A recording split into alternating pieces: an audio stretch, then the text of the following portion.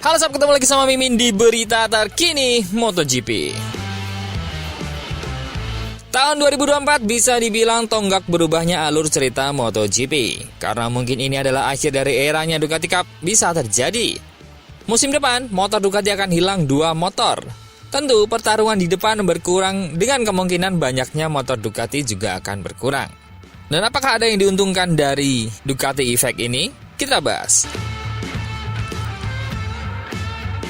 Aprilia juga melakukan improve yang luar biasa. Dalam seri Sachsenring aja dikuasai oleh 2 rider Aprilia dari satelit. Bahkan kedua satelit menggunakan spesifikasi mesin yang berbeda, yaitu spek 23 dan juga spek 2024. Dan diperkirakan tahun depan Aprilia juga akan semakin berkembang ke arah yang baik. Hal sama pun dengan KTM. Meski ada di kasta ketiga motor terbaik saat ini, namun KTM juga tak ayal sering melawan dominasi Ducati. Meskipun nampaknya di 4 race terakhir ini nampak KTM tak dapat berbuat banyak untuk melawan di garis depan. Dan dengan adanya transfer gila ini, membuat tim-tim yang saat ini ada berpotensi menjadi tim yang seksi untuk tahun depan, bahkan dimulai dari tahun ini sob. Yang paling kentara adalah tim VR46. Dengan putusnya hubungan Pramac dengan Ducati, membuat VR46 menjadi tim referensi tim pabrikan Ducati. Ducati sudah menyatakan akan menurunkan 3 mesin spek terbaru untuk tahun depan dengan 2 mesin di tim resmi dan 1 mesin di tim satelit. Namun Pecco berharap ada 2 motor resmi tambahan, bukan hanya 1. Hal yang lumrah bagi sudut pandang Pecco. Karena Ducati berkurang, maka Pecco menginginkan adanya 4 amunisi setara untuk melawan para rival. Karena para rival menggunakan mesin yang sama di kedua timnya, baik pabrikan resmi ataupun satelit.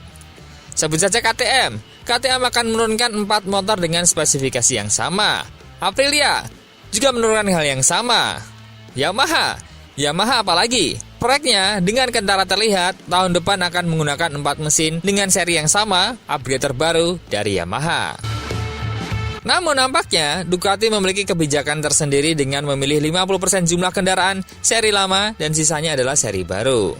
Tapi apapun itu, tim milik Valentino Rossi ini tetap mendapatkan bagian mesin terbaru dari Ducati. Jika melihat Pramac selama ini, terlebih di 2 balapan terakhir ini, baik Morbidelli maupun Martin, dengan mesin terbaru ini, nampaknya tim satelit bisa bersaing dengan kuat di barisan depan dengan tim resmi.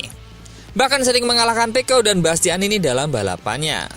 Tak ayal, maka tahun depan, kita barang tentu akan sering melihat tim VR46 bisa melakukan hal itu. Terlebih, Fabio Di Gia, pembalap paling diincar pabrikan-pabrikan MotoGP saat ini, kabarnya sudah memperbaharui kontrak dengan VR46 untuk 2 tahun ke depan. Setelah rumor yang mengaitkannya dengan kursi baru Pramac Yamaha, Fabio Di Gia ditetapkan untuk tetap bersama VR46 untuk MotoGP tahun 2025. Di Gia mengundurkan diri dari MotoGP Jerman tahap awal karena masalah teknis. Namun, masa depannya kini telah ditentukan dengan pepatah Italia, keputusan telah diambil dan segera kami akan menerima beritanya. Berita yang dimaksud adalah Di Gia tetap bersama VR46 dengan motor pabrikan GP25 tahun depan. Di Gia adalah pembalap GP23 terbaik kedua di belakang Marc Marquez untuk sebagian besar musim ini. Di Gia tampaknya akan menerima satu-satunya GP25 di luar pembalap pabrikan Pecco Bagnaia dan juga Marc Marquez.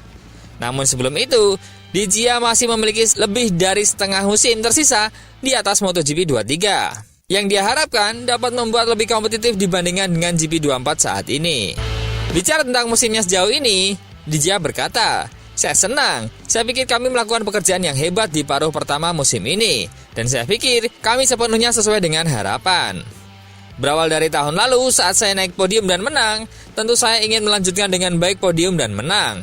Tapi dengan motor tahun ini, kami sudah melakukan yang terbaik. Kami berjuang untuk posisi penting dan target untuk paruh kedua musim ini adalah memperkecil kesenjangan dengan motor GP24. So mungkin nih, tahun ini adalah bagian sponsor-sponsor Indonesia tampil di kamera dengan tim Gresini melalui Marc Marquez. Mungkin tahun depan, gantian tim Pertamina yang akan sering tampil." Tim seksi kedua adalah Trackhouse Racing. Namun tim ini tak perlu menunggu untuk tahun 2025.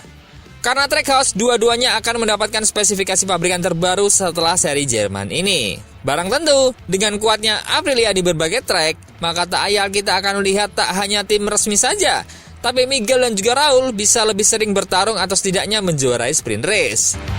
Meskipun Maverick mengatakan bahwa Ducati terlalu superior di Jerman, namun tak lantas membuat Aprilia tampil buruk. Dengan pembalapnya yang mampu memanage ban dengan baik, dengan skill yang semakin oke, maka Aprilia akan mampu merusak dominasi Ducati di sisa musim ini dan tahun depan. Kabar baik lainnya adalah dari Yamaha. Berita ini datang dari Fabio Quartararo.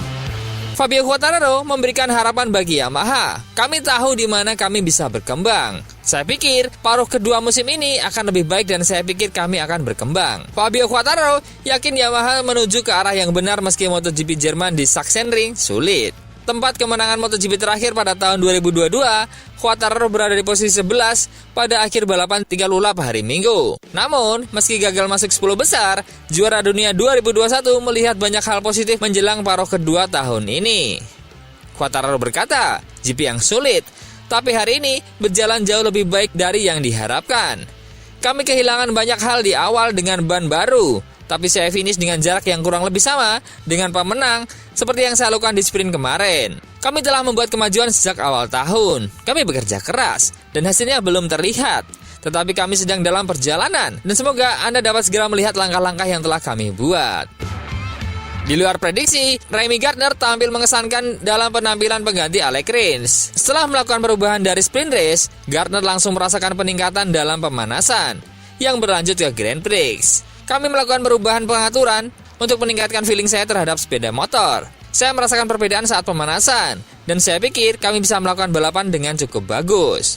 Semoga saya bisa memberikan masukan yang bagus dari sudut pandang yang berbeda, dan semoga saja Yamaha bisa mengambil beberapa hal positif dari hal tersebut. Memang sih, Remy Gardner secara mengejutkan bisa lebih baik daripada kontingen Honda. Dan apakah tim VR46 bisa bicara banyak tahun depan? Dan siapa nih pendamping dari Di Gia? Apakah Morbidelli atau Fermin Aldeguer? Menurut teman-teman siapa? Coba komen.